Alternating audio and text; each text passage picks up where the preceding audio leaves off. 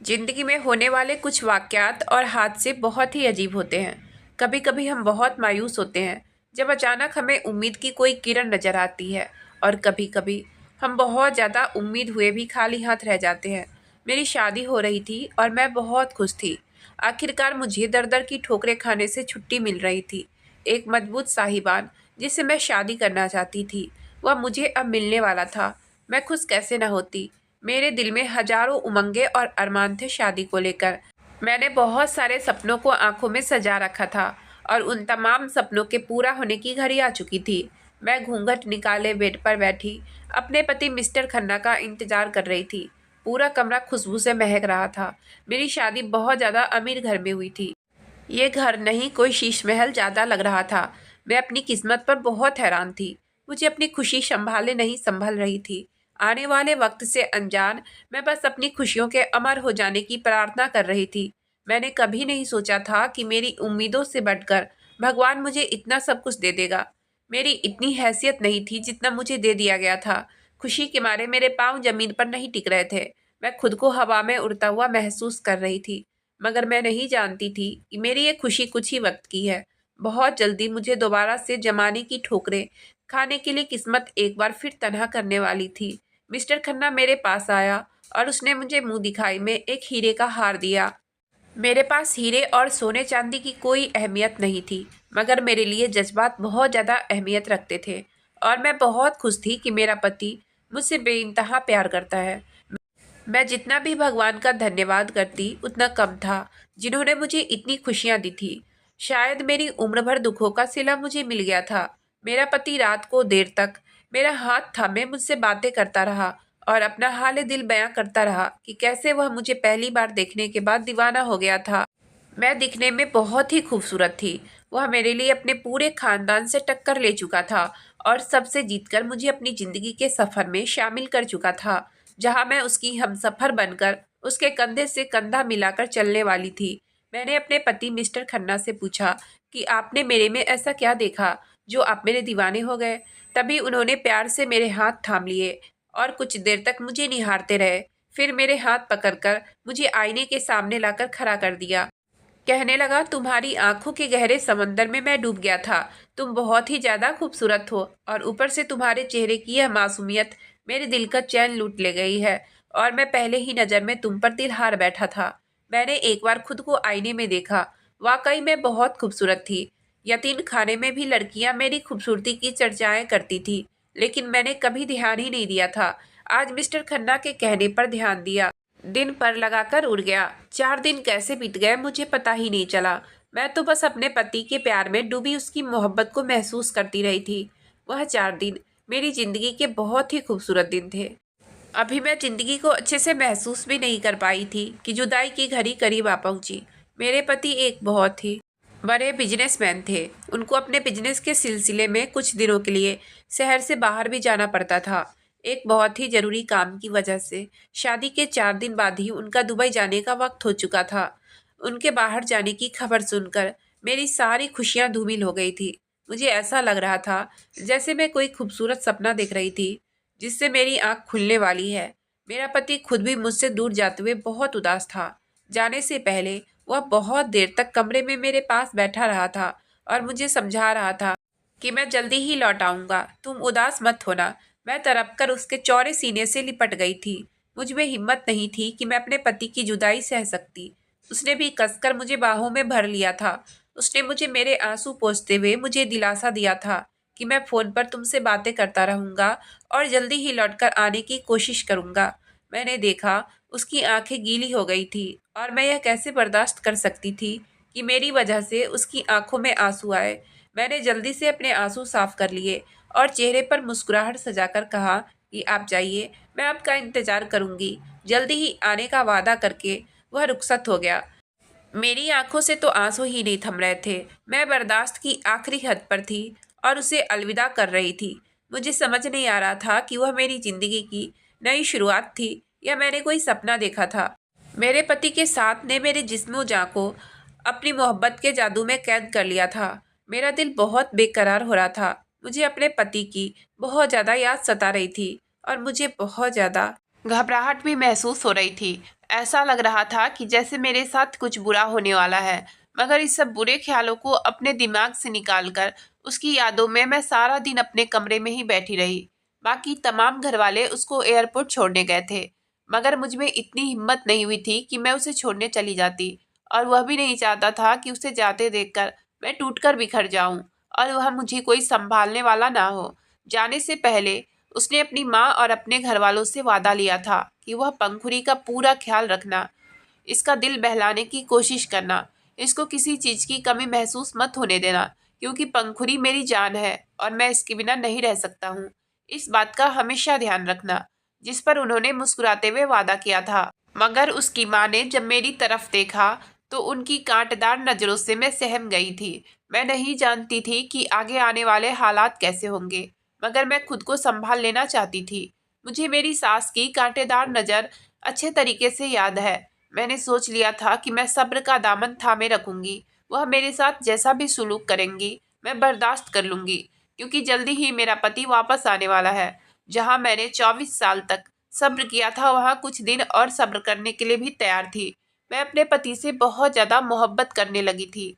उसे छोड़ देने या उससे जुदा हो जाने का मैं सोच भी नहीं सकती थी। ऐसी सोच भी मुझे तकलीफ देती थी, मगर मैं नहीं जानती थी कि मेरे और मेरे पति की जुदाई मेरे मुकद्दर में इस तरह लिख दी जाएगी कि मैं टूटकर बिखर ही जाऊंगी। मेरी सास और बाकी लोग एयरपोर्ट से वापस घर आए तो उनके तेवर ही बदले हुए थे। उन्होंने एक पल भी नहीं लगाया और मुझे घर से निकालने के बारे में पूरी तरह से सोच ली थी, मगर मैं खुद पर आने वाली कयामत से बिल्कुल अनजान थी। मैं तो बस इस घर में सब्र करके गुजारा करने का सोची हुई थी, जबकि यहाँ पर यह लोग मुझे घर में बर्दाश्त करने के लिए भी तैयार नहीं थे। यह लोग जो कुछ वक्त पहले मेरे पति के साथ हंस हंस कर बातें कर रहे थे और मेरा ख्याल रखने का विश्वास दिला रहे थे, लेकिन अब वह मुझे दुख और तकलीफ देने में कोई कसर नहीं छोड़ रहे थे। मेरी सास मेरे पास आई और मुझसे कहा कि चुपचाप मेरा घर छोड़ दो, क्योंकि तुम मेरे बेटे की वजह से इस घर में थी और मैं अपने बेटे की वजह से ही तुझे बर्दाश्त कर रही थी। अब मेरा बेटा चला गया है तो मेरी सारी मजबूरियां भी खत्म हो गई है, इसलिए चुपचाप अपना बोरिया बिस्तर बांध कर यहाँ से चली जाओ। मेरी सास की बात सुनकर मेरे सर पर तो आसमान टूट पड़ा था, मगर ना जाने मुझ में इतनी हिम्मत कहाँ से आ गई। मैंने घर से बाहर जाने से साफ इनकार कर दिया। मैंने कहा, मैं यह घर छोड़कर नहीं जाऊंगी। यह मेरे पति का घर है और वह मुझसे बहुत प्यार करता है। जब वह वापस आएगा और मुझे यहाँ नहीं देखेगा तो वह मेरे लिए बहुत परेशान होगा। वह मेरे लिए रोएगा, तड़पेगा, और मैं अपने पति को बिल्कुल भी दुखी नहीं करना चाहती हूँ। आप जिस तरह कहोगे मैं आपके घर में रह लूंगी, मगर मुझे यहाँ से मत निकालो। जिस पर उन सब के तेवर बिगड़ गए और उन्होंने मुझे धक्के देकर घर से निकालना शुरू कर दिया। वह लोग बेदर्दी से मुझे खींच रहे थे। मेरी सास ने मुझे बालों से पकड़कर गेट से बाहर फेंक दिया और गेट बंद कर लिया। मुझे बहुत रोना आ रहा था। मुझसे बढ़कर बदनसीब और कौन हो सकता है, मगर मुझे हार नहीं माननी थी, क्योंकि अगर मैं यहाँ से निकाल दी जाती तो फिर मेरे लिए इस जमीन पर कोई और पनाह नहीं थी। मैं इतनी शिद्दत से जमीन पर गिरी थी कि मुझे चोट लग गई, मगर मैं फिर भी तेजी से उठी, दरवाजा बजाने लगी। मैं रोती रही, चीखती रही, चिल्लाती रही, उन्हें भगवान की याद दिलाती रही, मगर मेरा रोना, चीखना, मेरी बेबसी, मेरा दुख, कोई भी चीज उनको पिघला नहीं सकी। वह पत्थर के बने इंसान थे। अगर उनके सीने में दिल होता और अगर उनके अंदर इंसानियत होती तो इस रात के अंधेरे में एक जवान लड़की को यूं धक्के देकर घर से बाहर नहीं निकालते। रात के साए हर तरफ फैले हुए थे। चारों तरफ सन्नाटा था। सिर्फ कुत्तों के भौंकने की आवाज़ें आ रही थी, जो इस खामोशी में और भी भयानक महसूस हो रही थी। मेरा दिल बहुत तेजी से धड़क रहा था। मुझे बहुत डर लग रहा था और सर्दी भी लग रही थी। मैंने कोई गर्म कपड़ा भी नहीं पहना हुआ था। सर्दी से कांपते शरीर के साथ मैं वही जमीन पर सिमट कर बैठ गई। मैंने सोचा, सुबह होने तक मैं यहीं पर बैठी रहूंगी। हो सकता है कि उन लोगों को मुझ पर दया आ जाए, उनके ज़मीर उन्हें शर्मिंदा करे, शायद उनको अपने फैसले पर पछतावा हो। मगर रात ऐसे ही गुजर गई। सुबह हुई तो इस घर के बंद दरवाजे हर आने जाने वाले के लिए खुले थे, सिर्फ मेरे लिए बंद थे। मुझे खाने पीने का भी नहीं पूछा गया था। मैं भूख प्यास से निढाल थी। वह लोग मुझे देखकर भी अनजान बनकर गुजर जाते थे। मैं कोई राह चलती नहीं थी। मेरा इस घर से और घर वालों से बहुत गहरा संबंध था। मैं इस घर की बहू थी, उनके बेटे की अमानत थी, इज्जत थी, मगर वह इस बात को मानने से इनकार कर रहे थे। फिर मैं लाचार होकर अनजाने राहों पर चलने लगी। अमीर लोगों के सिर्फ घर बड़े बड़े होते हैं, जबकि उनके दिल बहुत छोटे होते हैं। वह मुझे नौकरानी का स्थान देकर भी अपने घर में रख लेते, मगर उन्होंने तो मुझे इस काबिल भी नहीं समझा था। टिश्यू पेपर की तरह इस्तेमाल किया और अपने बेटे के जाने के बाद मुझे फेंक दिया था। मेरा तो इस जमीन पर कोई भी नहीं था जहां मैं जाती। अब तो ऐसा लगने लगा था कि जमीन भी मुझसे तंग हो गई है। जब मैं 5 साल की थी तब मेरे माँ पापा और मैं बस से बाजार जा रहे थे। तभी बस का अचानक से संतुलन खो जाने से बस का एक्सीडेंट हो जाता है और मेरे मम्मी पापा की मौके पर ही मौत हो जाती है, जबकि मैं बच जाती हूँ। अब कभी कभी मैं सोचती हूँ कि काश उस वक्त मैं भी अपने माँ बाप के साथ मर जाती। ना जाने भगवान ने मुझे क्यों बचा लिया था, उन्होंने मेरी जिंदगी क्यों रखी है। उसके बाद मैं अपने नाना नानी के साथ रहने लगी। जब तक मेरे नाना नानी जिंदा रहे मुझे बहुत प्यार करते थे और किसी चीज की कमी नहीं होने देते थे। लेकिन एक के बाद एक मेरे नाना नानी का भी देहांत हो गया। तब उस समय मैं 9 साल की थी। रिश्तेदारों ने मुझे मेरे चाचा चाची के पास छोड़ दिया। चाचा चाची मुझे कुछ खास पसंद नहीं करते थे, लेकिन समाज की वजह से खामोश रहते थे। चाचा की 2 बेटियां थी और एक बेटा था। उसी को घर में सबसे ज्यादा अहमियत दी जाती थी। बेटियों की अहमियत बहुत कम थी और मेरी अहमियत तो सबसे ज्यादा कम थी, क्योंकि मेरे माँ बाप नहीं थे। बस गांव समाज की वजह से मेरा ख्याल रखा जाता था। मैं खुश थी कि चलो दुनिया में कोई सहारा तो मिला। चाचा के बच्चे प्राइवेट स्कूल में पढ़ते थे और मैं सरकारी स्कूल में पढ़ती थी। मैं पढ़ाई में बहुत होशियार थी। जब मेरे 12वीं क्लास का रिजल्ट आया तो मैं फर्स्ट डिवीजन से पास हुई थी और मेरे काफ़ी अच्छे मार्क्स आए थे। जबकि चाचा का बेटा 10वीं क्लास में था और वो फेल हो गया। तभी चाचा चाची ने अपने रंगत दिखाने शुरू कर दिए। मुझ पर कॉलेज के एक लड़के के साथ चक्कर चलाने का इल्ज़ाम लगाया और मुझे घर से निकाल दिया। मैं बिल्कुल बेसहारा हो गई थी। अब मेरा दुनिया में कोई नहीं था। एक जवान और अकेली लड़की सड़कों पर मारी मारी फिरती रहे तो लोगों को भी शिकार करने का मौका मिल जाता है। मैं इसी बात से डर रही थी, मगर भगवान ने कृपा की और मैं अनाथ आश्रम पहुंच गई। मैं सड़कों पर घूम रही थी जब एक गाड़ी मेरे पास आकर रुकी। रात का अंधेरा छाया हुआ था, मुझ पर खौफ तारी था। उस गाड़ी से एक औरत निकली। उसने मुझसे कहा कि रात के अंधेरे में यहाँ क्या कर रही हो। मेरी आंखों में आंसू आ गए और मैंने रोते हुए उसे अपनी सारी दास्तां सुना दी, जिस पर वह औरत मुझे अपने साथ अनाथ आश्रम ले गई। वह अनाथ आश्रम की हेड थी।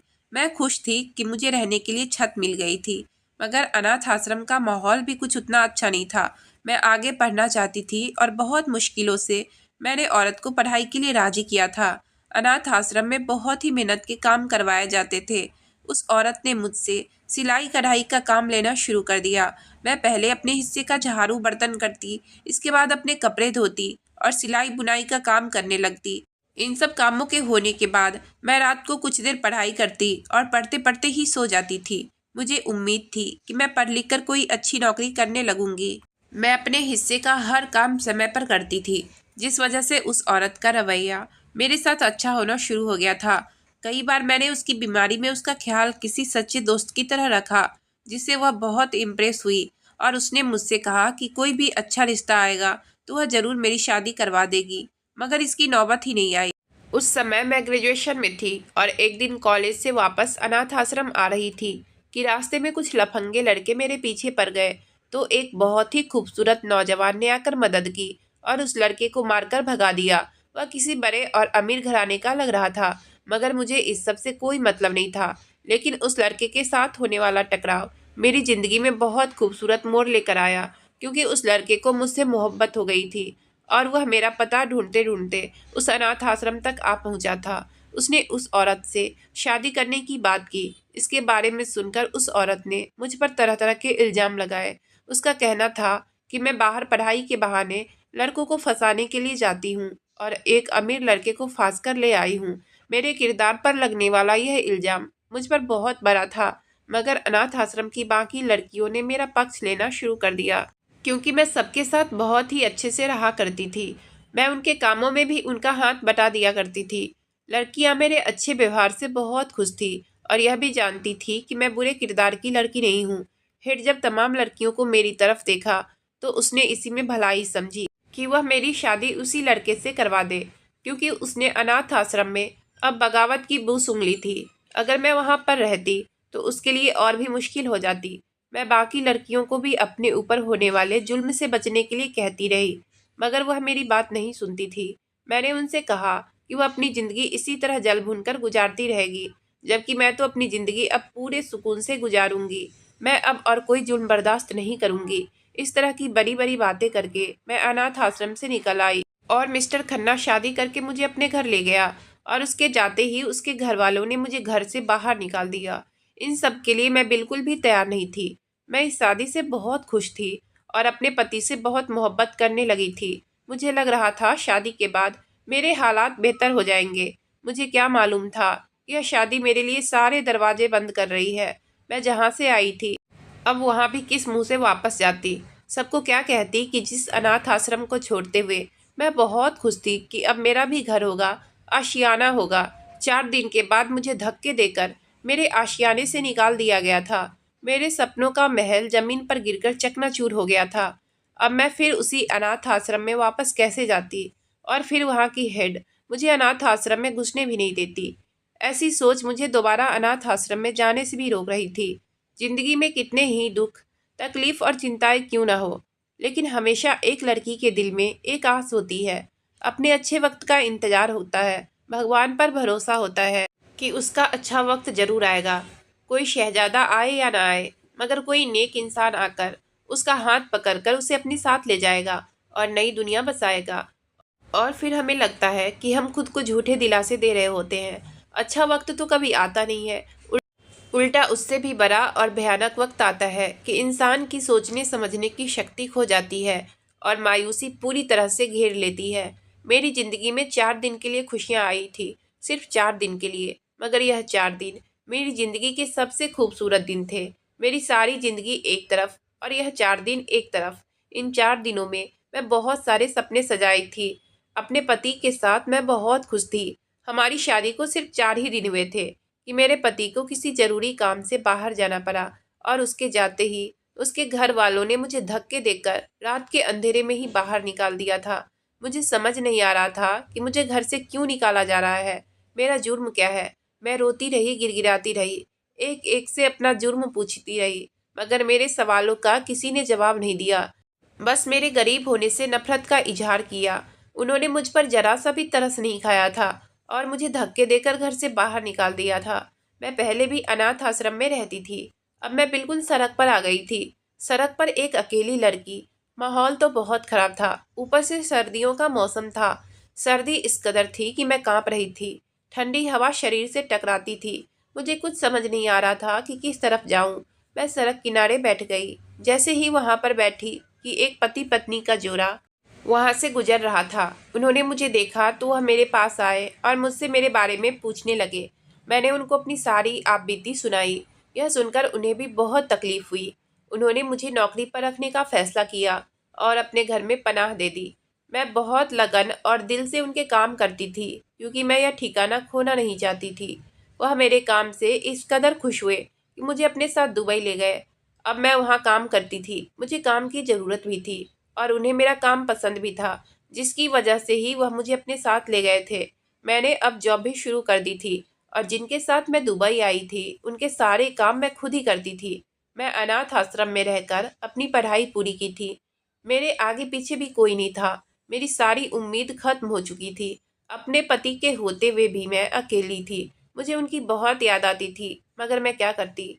वह पति पत्नी मेरे भाई और भाभी की तरह थे।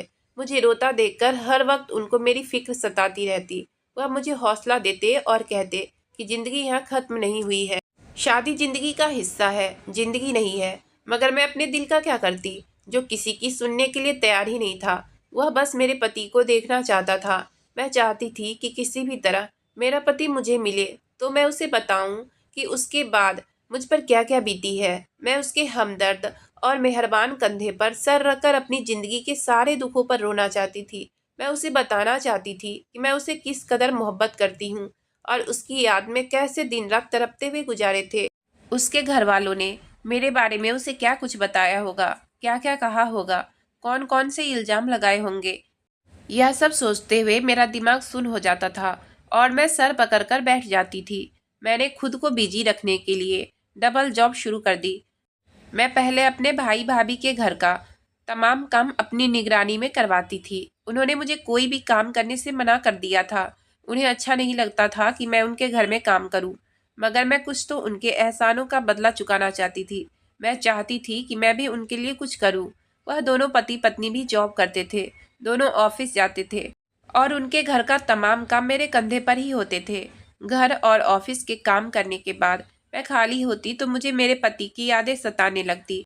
इसलिए मैंने एक जगह नौकरी की और उसके बाद दूसरी जगह नौकरी करना शुरू कर दी। मैं अब लाखों में कमाती थी। भाई भाभी मुझे अलग जेब खर्च देते थे, मगर मेरी इच्छाएं मर चुकी थी। मेरे अकाउंट में पैसों का ढेर लग चुका था, मगर मेरा उन्हें कहीं भी खर्च करने का दिल नहीं करता था। मेरी जिंदगी कुछ बिजी हुई तो मैं भी तकलीफों से निकलने लगी। भाई भाभी भी मुझे दुखों से निकलते देखकर खुश थे। मेरी नई जॉब काफ़ी मुश्किल थी, जिस पर वक्त की पाबंदी बहुत ज़्यादा थी। बॉस को टाइम टेबल से नहीं किया गया काम बिल्कुल भी पसंद नहीं था। मैं कई बार अपने सीनियर से डांट भी खा चुकी थी, लेकिन मैं इन जॉब से बहुत बिजी रहती थी और मेरी तकलीफें कम हो रही थी, इसलिए मैं इसको जारी रखे हुई थी। आज ऑफिस में बॉस आने वाले थे। मैंने उनके बारे में सुना था कि वह बहुत ही ज़्यादा सख्त मिजाज हैं, कभी भी किसी की गलतियों को माफ़ नहीं करते हैं और लड़कियों के साथ तो बहुत ही बुरी तरीके से पेश आते हैं। इतने खड़ूस बॉस के बारे में सुनकर मैं बहुत परेशान हो जाती थी और आज भी बहुत परेशान थी। बॉस ऑफिस में आ चुके थे। सारे नए और पुराने एम्प्लॉय अपने काम की रिपोर्ट खुद जाकर उन्हें दे रहे थे। मेरी बारी आने पर मैं भी बॉस के ऑफिस में दाखिल हुई, मगर जैसे आसमान मेरे सर पर टूट पड़े थे। बॉस पर नजर पड़ते ही मुझे एक चक्कर सा आया और मैं अचानक से घुटनों के बल जमीन पर गिरी थी। बॉस ने भी नजर उठाकर मेरी तरफ देखा तो जैसे समय अपनी जगह से आगे बढ़ना रुक चुका था। मुझे कुछ समझ नहीं आ रहा था आगे क्या करूं। मैं वहां से भागने लगी। इतने में बॉस ने मेरा बाजू पकड़ लिया था और धक्का देकर मुझे दीवार से सटा दिया और मेरा मुंह अपने हाथ में दबोच लिया। तकलीफ के मारे मेरी आंखों से आंसू बह निकले। बॉस का इतना गुस्से वाला अंदाज देखकर मैं सुन पड़ चुकी थी। उसके मुंह से निकलने वाले अल्फाज ने मुझे असलियत की गहरी खाई में धकेल दिया था। मेरी आंखों से आंसू बहने लगे। बॉस के रूप में वह सख्त इंसान कोई और नहीं बल्कि मेरा पति ही था। खूबसूरत पर्सनालिटी के ऊपर इतना तेज गुस्सा, आंखों में शोले लिए वह मुझे घूर रहा था। मेरे मुंह से घुटी आवाज निकली थी, छोड़ो मुझे, मुझे दर्द हो रहा है। जिस पर उसने भी गुस्से से कहा था, और जो इतने सालों से मैं दर्द झेल रहा हूँ उसका तुमने कभी एहसास किया कि तुम्हारे बिना मेरे इतने साल कैसे कटे होंगे। वह मुझसे गुजरे हुए साल का हिसाब मांग रहा था। अब मुझे समझ में नहीं आ रहा था कि यह बॉस इतना सख्त क्यों है। जिस इंसान को उसकी पत्नी की बेवफाई ने तोड़ कर रख दिया हो, वह बाहर से ऐसा ही हो जाता है। वह मेरी तलाश में मारा मारा फिर रहा था, मगर मैं थी कि मिल ही नहीं रही थी। उसे उसके घर वालों ने बताया था कि जिस दिन सब लोग उसको एयरपोर्ट छोड़ने के लिए गए थे, पीछे से मैं फरार हो गई थी और घर का तमाम माल और जेवरात लूट कर ले गई थी। मेरे पति को उनकी बातों पर यकीन नहीं आ रहा था। उसने अनाथ आश्रम में भी पता किया था, मैं वहाँ भी नहीं थी। वह मुझे तलाश करते करते मायूस हो गया था और उसने भी घर वालों की बात पर यकीन कर लिया था। उनके घर वालों की इस हरकत से और तो कुछ नहीं हुआ था, बल्कि उनका बेटा लड़कियों से नफरत करने लगा था और एक गुस्सैल इंसान बन गया था। मुझे अच्छी तरह से याद है कि वह किस कदर जिंदा दिल और हंसमुख इंसान था। मैंने जो 4 दिन उसकी हमराही में गुजारे थे वह मेरी जिंदगी के बेहतरीन दिन थे, मगर यहाँ मुझे उसकी शख्सियत का एक और रूप देखने को मिला था जो सरासर उसके घरवालों की देन थी। मैं अपने पति की गलत फहमियों को दूर कर देना चाहती थी। मैं उसे बताना चाहती थी कि मैंने उसके साथ कोई बेवफाई नहीं की। उसके घर वालों ने मुझे निकाला था, मगर मुझे नहीं लग रहा था कि वह मेरा यकीन करेगा। इसलिए मैंने उसे कुछ भी बताने की बजाय अपने साथ भाई भाभी के घर ले आई और उन्हें सब कुछ बताने के लिए कहा था। जिसके बाद भाई ने उन्हें सच्चाई बताई। उनकी तमाम बातें सुनने के बाद मेरे पति ने आंसू भरी आंखों से मेरी तरफ देखा। मैं तड़प उठी थी कि मेरा पति रो रहा था। उसने मेरे सामने हाथ जोड़ दिए। मैंने जल्दी से उसके हाथ पकड़ लिए और उसके गले लग गई, क्योंकि जितनी तकलीफ उन्होंने मुझे खोने के बाद उठाई थी उतना ही दर्द मेरे दिल में भी था। अपने पति की मजबूत बाहों में समाते ही मुझे ऐसा लगा था कि जैसे मैं अपने सारे दुखों को भूल चुकी हूँ। गुजरे हुए दुखों पर जैसे मरहम लग गया था। उसने भी मुझे कसकर बाहों में भर लिया था। वह भी तो मेरे लिए कितना तड़पा था। अब मेरे पति ने अपने घर वालों के साथ मिलना बंद कर दिया, बस कभी कभी फ़ोन पर बात कर लिया करते हैं और उन्हें बता दिया कि उन्होंने मुझे ढूंढ लिया है। अब मैं अपने पति के साथ खुशहाल ज़िंदगी जी रही हूँ। मेरी ज़िंदगी में भी सवेरा आ चुका है। अगर आपको कहानी अच्छी लगी हो तो प्लीज़ वीडियो को लाइक और चैनल को सब्सक्राइब करें। आपका बहुत बहुत धन्यवाद।